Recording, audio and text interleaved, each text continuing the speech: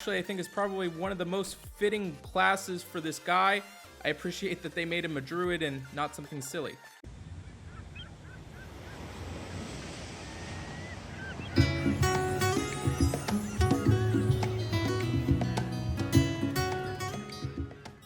Hey, thanks so much for checking out the channel. If you're curious about any other hero in Empires and Puzzles, you can view my website at anchorgame.com. There you will find I've graded every single hero with a calibrated team of graders. This resource will always be free.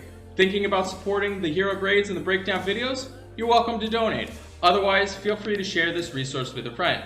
I have my exclusive line group called Anchor Cove, where you gain access to myself and tons of other experienced players with on-demand information and resources.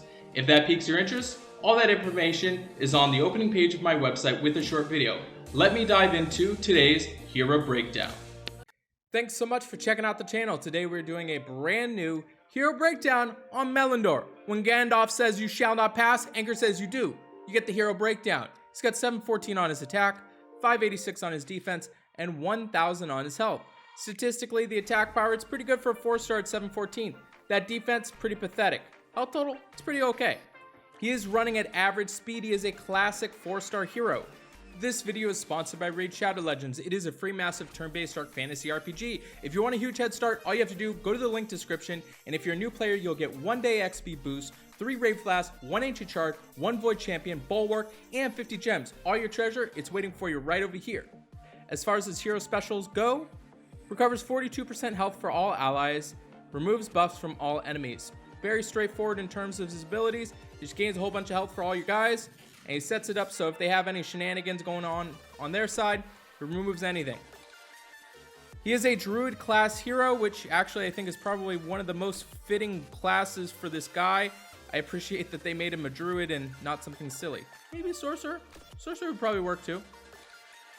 If you are looking to put emblems on him, I would highly recommend focusing on his defense and his health. You're not too focused on his attack power. That's not what he does. You want this dude to stay alive. When we take a look at his Titan grade, he is going to get a B on a Titan. The only reason why he gets a B is because he's got 714 on his attack, and that's really good for a 4-star. It's pretty solid for sure.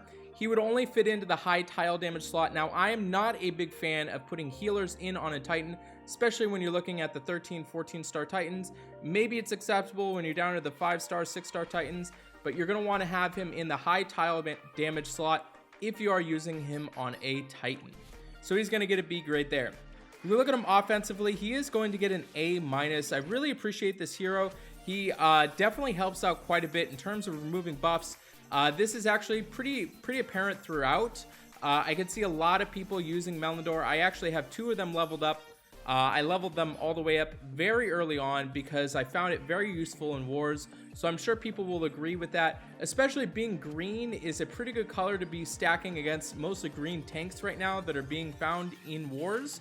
So you have a lot of usability with him, and a lot of heroes are using a lot of buffs. So I could see him getting a lot of usage. He is currently at an A-. I could definitely see this possibly being an A.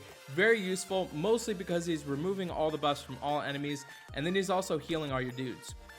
So when we look at his defensive grade, he is going to get a C as far as the tank grade goes. I'm not a big fan of him on defense. Just setting it up so you're recovering health is not really going to do too much. And then also removing the buffs from all enemies. You will know if this guy is a tank position, being able to attack into him is pretty easy because you're not really worried about putting buffs on your guys. You can just throw a whole bunch of tiles into him. He can just sit there and just heal all he wants, and then you can just fire off all your hero specials all at once and kill him and anything that you need to do. So there's absolutely no clock with him being in a tank position. That's why he's got the C grade there. When we look at his flank grade, he is going to get a B grade there. I think if there is any spot for him to be put in on defense, it is going to be in the flank position, setting it up so he can recover health for your guys. You're not really focused on him. You need to be applying pressure in the tank and the other side of the other flank and potentially in the wings, and he just kind of keeps your heroes alive. I'm not a huge fan of having healers in general on defense too much, but if you are going to use him, I would say probably putting him in the flank position is going to be your best bet. That's why he's got the B grade there.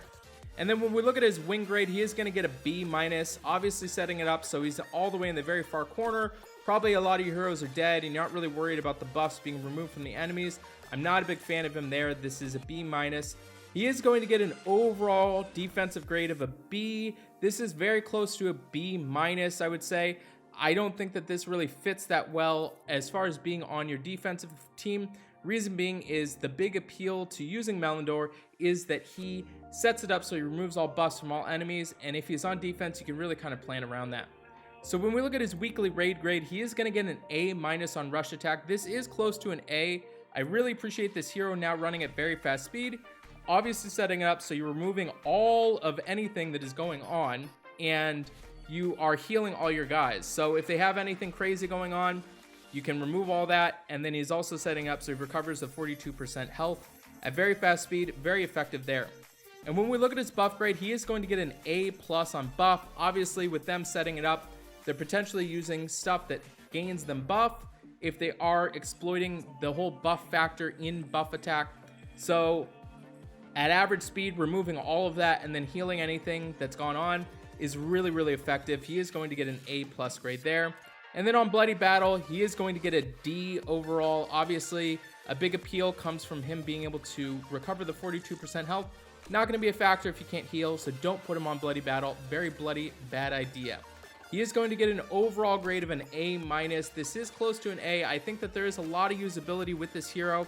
Maybe goes down to a B plus. I still appreciate him for sure for being a 4-star, and he is definitely in the top bracket of the better 4-star heroes that are out there. So thanks so much for watching this content. Please make sure you subscribe, you turn those notifications on, and I'll see you on the next video.